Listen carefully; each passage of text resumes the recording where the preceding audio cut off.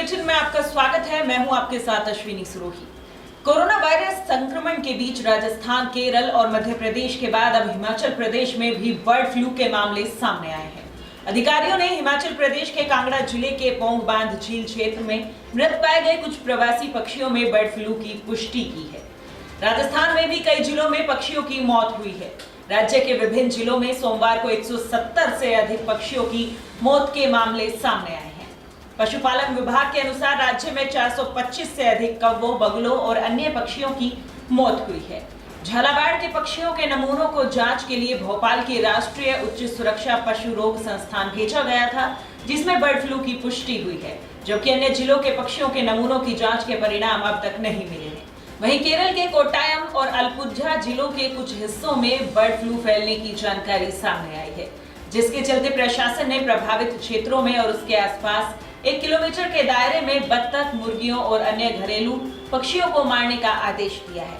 अधिकारियों ने कहा है कि H5N8 वायरस के प्रसार की रोकथाम के लिए करीब 40,000 पक्षियों को मारना पड़ेगा। केंद्र सरकार और किसान संगठनों के बीच सोमवार को विज्ञान भवन में हुई 8वें दौर की बैठक में यूं तो 2 मुद्दों पर बात होनी थी, लेकिन चर्चा तीनों कृषि कानूनों के मुद्दे पर ही सिमट कर रह गई। लंच के पहले और बाद में तीनों कानूनों की वापसी की मांग पर ही किसान नेता अड़े रहे। नतीजतन बैठक बेनतीजा रही। दोनों पक्ष के बीच तीनों कानूनों के मुद्दे पर इस कदर चर्चा चल रही थी कि एमएसपी को कानूनी जामा देने की मांग पर बहस ही नहीं हो पाई। सरकार के साथ किसान नेताओं की मुलाकात के बाद किसान नेता राकेश टिकैत ने कहा, 8 जनवरी को सरकार के साथ फिर से मुलाकात होगी। तीनों कृषि कानूनों को वापस लेने पर और एमएसपी दोनों मुद्दों पर 8 तारीख को फिर से बात होगी। हमने बता दिया है, कानून वापसी नहीं तो घर वापसी नहीं। कोरोना वायरस और ठंड के बीच कई राज्यों में कल से स्कूल एक बार फिर से खुल गए हैं। स्कूलों को दोबारा खोलने का फैसला कोविड-19 के मामलों में कमी होने पर लिया गया। हालांकि ब्रिटेन के नए कोरोना वायरस स्ट्रेन की चिंता अभी भी बरकरार है। कोरोना वायरस के चलते कई महीनों से शैक्षणिक संस्थानों को बंद रखा गया था। ऐसे में दोबारा खोले जाने की अनुमति से उम्मीद की जा रही है कि छात्रों की पढ़ाई एक बार फिर पटरी पर लौट सकेगी। बिहार में स्कूल और कॉलेज की कक्षाएं रोस्टर के अनुसार संचालित होंगी। शैक्षणिक संस्थानों में एक दिन में छात्रों की आधी संख्या रहेगी। पुदुचेरी में 4 जनवरी 2021 से स्कूलों को पहली से 12वीं तक के छात्रों के लिए खोला गया। वहीं बिहार की तरह ही झारखंड में क्लास 10वीं और 12वीं के छात्रों के लिए स्कूल खोला गया। अरुणाचल प्रदेश सरकार ने भी 8वीं, 9वीं और 11वीं के छात्रों के लिए स्कूलों को खोल दिया। इससे पहले 10वीं और 12वीं के छात्रों के लिए स्कूल 16 नवंबर 2020 से ही खोले जा चुके हैं। अमेरिकी बाजारों के साथ अन्य एशियाई बाजारों में गिरावट के चलते घरेलू बाजार की शुरुआत गिरावट के साथ हुई। सेंसेक्स 95 अंकों की गिरावट के साथ 48,080.92 पर कारोबार कर रहा है।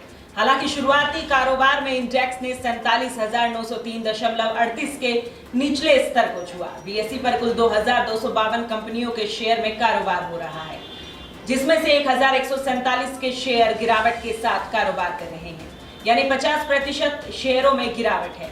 दूसरी ओर निफ्टी इंडेक्स भी 31.35 अंक के नीचे 14,101.55 पर कारोबार कर रहा है। इसमें टाटा मोटर्स, ओएनजीसी के शेयर 2% की गिरावट के साथ कारोबार कर रहे हैं।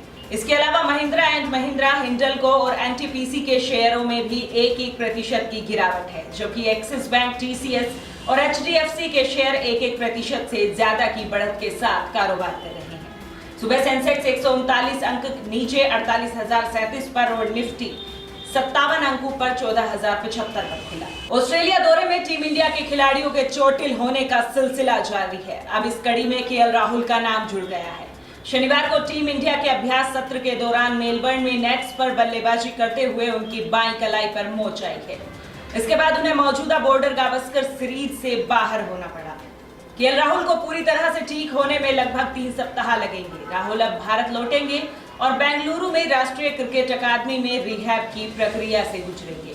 उम्मीद की जा रही थी कि केएल राहुल को सिडनी टेस्ट में हनुमा विहारी की जगह अंतिम एकादश में रखा जाएगा। विहारी ने पिछली 3 पारियों में 45 रन ही बनाए हैं।